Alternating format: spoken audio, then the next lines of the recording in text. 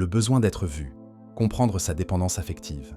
Il y a en chacun de nous un désir simple et universel, celui d'être vu, pas admiré, pas applaudi, juste vu, reconnu dans ce que l'on est, dans ce que l'on ressent, dans ce que l'on traverse. Ce besoin est humain. Ce qui devient douloureux, c'est lorsqu'il se transforme en dépendance affective.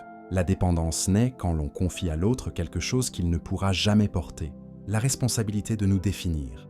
Alors, on guette les signes, les messages, les preuves d'intérêt. On cherche dans les gestes des autres une validation qui pourrait apaiser cette inquiétude sourde. Suis-je assez? Le problème, c'est que plus on attend d'être vu de l'extérieur, plus on s'éloigne de soi. On se modèle, on s'adapte, on se surajuste, espérant être enfin choisi. Mais être choisi pour une version modifiée de soi, c'est une forme discrète d'abandon de soi.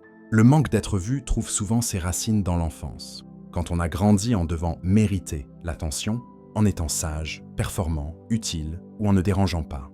Le cœur apprend alors une logique dangereuse. Je ne vaux quelque chose que si je corresponds à ce que l'autre attend.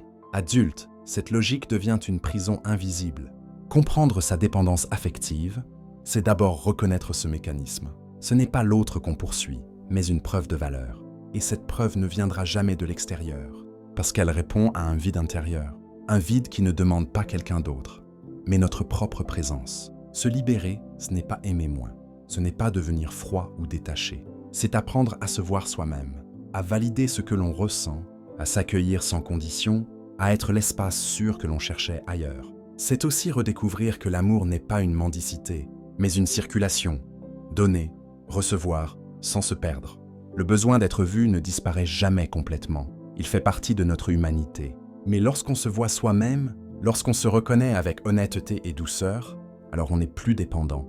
On devient capable d'aimer sans se trahir, d'être proche sans s'effacer et d'exister pleinement, même quand personne ne regarde.